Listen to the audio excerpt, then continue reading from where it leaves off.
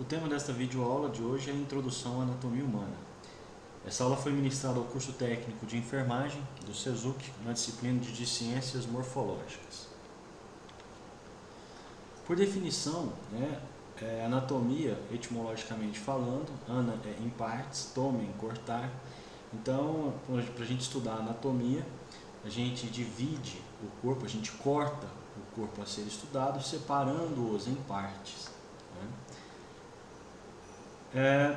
Antes da gente falar da anatomia propriamente dita, a gente precisa definir alguns termos muito usados em anatomia, entre os quais nós vamos saber o que é normal. Normal é aquilo que acontece para a média da população.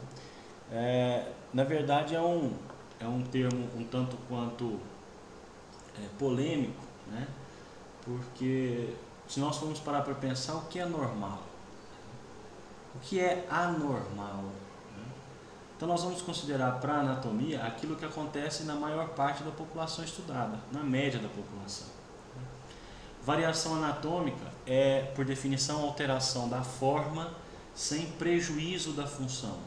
Então, um indivíduo que tem um dedo a mais, mas a mão funciona adequadamente, isso é uma variação anatômica. Um vaso sanguíneo que se posiciona num local diferente do que a maioria da população, mas ele funciona, ele dá a passagem normalmente para o sangue, é uma variação anatômica. Então a gente define variação anatômica como variação da forma sem que haja prejuízo na função daquele órgão, daquela estrutura anatômica. Anomalia é o termo que se dá para uma alteração da forma com prejuízo da função. Então, houve uma alteração da forma, por exemplo, digamos que a pessoa nasça com os dedos todos interligados uns aos outros. Vai haver um prejuízo na função dessa mão, então isso é uma anomalia. E monstruosidade é uma alteração significativa da forma com prejuízo extremo da função. Então uma pessoa que nasce sem a metade, a M de cabeça, a metade da cabeça, uma pessoa que nasce com uma alteração extremamente grande, isso é uma monstruosidade. A gente tem a tendência na anatomia a querer estudar o organismo inteiro para saber, mas nós precisamos entender que para se chegar no organismo, tudo se inicia na célula. A célula é a unidade básica do ser humano, do ser vivo, é a célula. A um conjunto de células a gente dá o nome de tecido. Então a célula é a unidade, o conjunto de células forma o tecido. Um conjunto de tecidos forma um órgão. Um conjunto de órgãos forma um sistema. Um conjunto de sistemas forma um aparelho. Um conjunto de aparelhos forma um organismo. Então vamos lá. Eu tenho um conjunto de células epiteliais, então eu tenho um tecido epitelial. Eu tenho um conjunto de tecidos, tecido epitelial junto com tecido conjuntivo, junto com tecido muscular, eu tenho um órgão. Eu tenho um conjunto de órgãos, então eu tenho coração, tenho vasos sanguíneos, eu tenho um sistema circulatório, sistema cardiocirculatório. Eu tenho um conjunto de sistemas, então eu formo um aparelho. Um exemplo é o aparelho locomotor, que ele é formado pelo sistema esquelético, pelo sistema articular e pelo sistema muscular. Então eu tenho um aparelho. E um conjunto de aparelhos formam o organismo, que é o alvo do estudo da anatomia humana. O corpo humano, ele se divide em cabeça, pescoço, tronco e membros. O tronco é dividido em tórax, abdômen, pelve, períneo e dorso.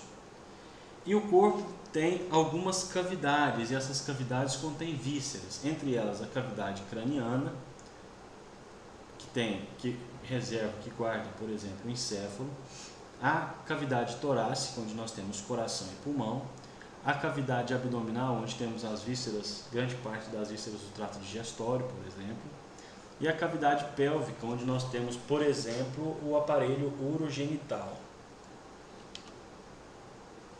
Aqui nós estamos vendo as cavidades, então a cavidade craniana, local onde nós temos o encéfalo, a cavidade torácica, onde nós temos o pulmão, os pulmões e o coração, cavidade abdominal, das vísceras abdominais, trato digestório, grande parte dele, e aqui a cavidade pélvica, onde nós temos as cavidades do aparelho urogenital. A anatomia, para que haja uma normatização, foi descrita uma posição básica, né, de todo indivíduo a ser estudado. A gente chama isso de posição anatômica. Por definição, essa posição anatômica ela é da seguinte forma: o indivíduo ereto, né, com as pernas estendidas paralelamente, os braços estendidos ao longo do corpo, com a palma da mão voltada para a frente e a cabeça olhando ao horizonte. Então nós temos aqui a representação da posição anatômica na mulher e aqui a posição da representação anatômica no homem. Qual que é a importância de se verificar essa posição anatômica? A normatização dos estudos, para que a gente possa definir regiões anterior, posterior, lateral, medial. Para que haja essa definição, há necessariamente que tem que ser adotado uma posição básica de estudo, e essa é a posição anatômica. Aqui é a prova da importância dessa posição básica, né? A descrição dos termos de posição e direção. Então vamos lá. O que é anterior? Anterior é aquilo que está à frente, né? Então, na posição anatômica, por exemplo, a cicatriz umbilical é anterior. O mamilo do peito é anterior. E assim sucessivamente. Posterior é aquilo que está atrás, né? Por exemplo, o ânus é posterior. A escápula é um osso posterior. Então nós temos a descrição de anterior e posterior. Veja bem, na anatomia não se usa à frente, atrás, e sim anterior a, posterior a alguma coisa. Ok? Superior e inferior. Superior é aquilo que está acima de algo. Inferior é aquilo que está abaixo de algo. Então eu posso citar como exemplo, a cabeça é mais superior com relação ao tronco do que a cicatriz umbilical, que é mais inferior. Então quando a gente quer falar algo que está acima ou algo que está abaixo, na definição anatômica a gente usa superior e inferior. Medial e lateral. Medial é aquilo que está mais próximo do centro do corpo, da linha central do corpo. Quanto mais próximo da linha central corporal, mais medial é determinada situação. Lateral, ao contrário da medial, lateral é aquilo que se afasta da linha média do corpo. Quanto mais distante a linha média, mais lateral é determinada estrutura. Intermédio. Intermédio é algo que está entre o medial e o lateral. Não é nem medial, nem na linha média e nem lateral, é intermédio.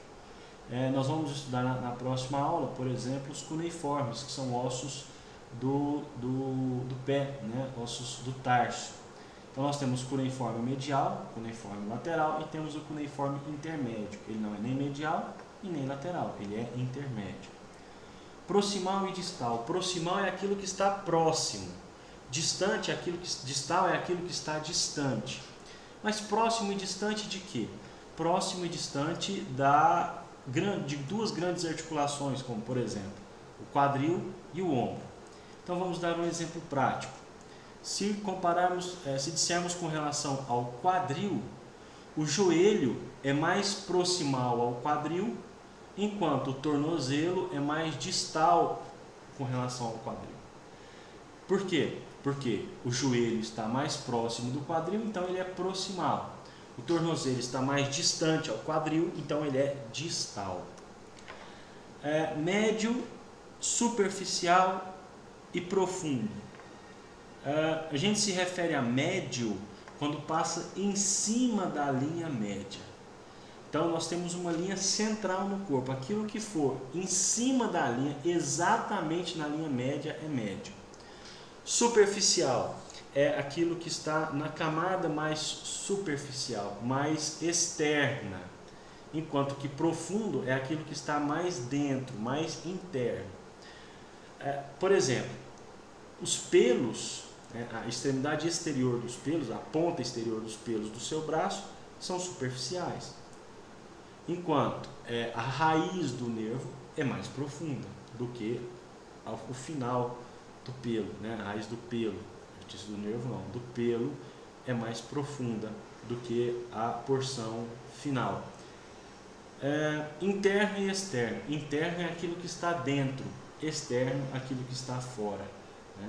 Então, por exemplo, o intestino é uma víscera interna ao abdômen.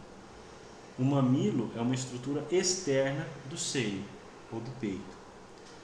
Homolateral e contralateral. Homolateral é do mesmo lado. Então, digamos que o indivíduo teve uma lesão na medula e essa lesão afetou os movimentos da perna e do braço homolateralmente, ou seja, a perna e o braço do mesmo lado foram afetados. Contralateral é o contrário, né? É o oposto. O indivíduo teve uma lesão no cérebro do lado esquerdo, ele vai ter uma paralisia, ele vai ter uma sequela no lado contralateral, no lado oposto ao da lesão.